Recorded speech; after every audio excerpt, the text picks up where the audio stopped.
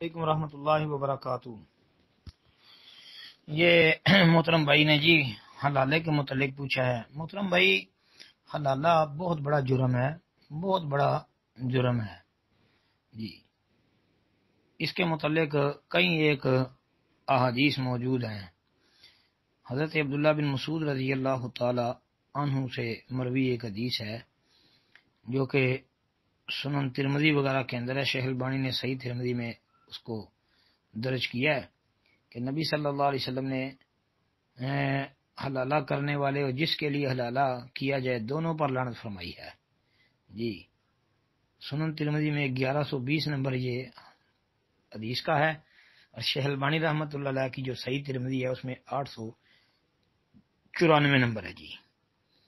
پھر اسی طرح عقبہ بن عامر رضی اللہ تعالیٰ عنہ سے مروی بھی ایسی ہی ایک روایت آتی ہے سنن ابن ماجہ وغیرہ کے اندر، اسے بھی شیخ البانی نے صحیح ابن ماجہ کے اندر حسن قرار دیا ہے۔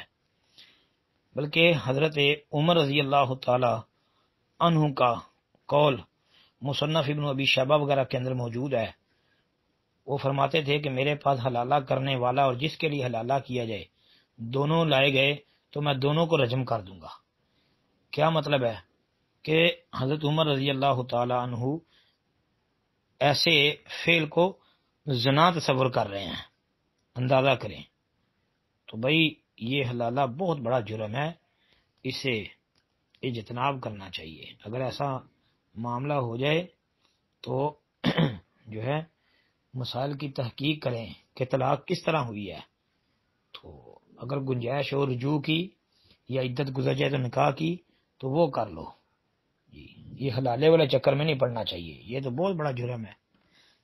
یہ تو سمجھو آپ نے جو لعنت فرمائی ہے یہ اللہ کی رحمت سے دوری والا عمل ہے جی۔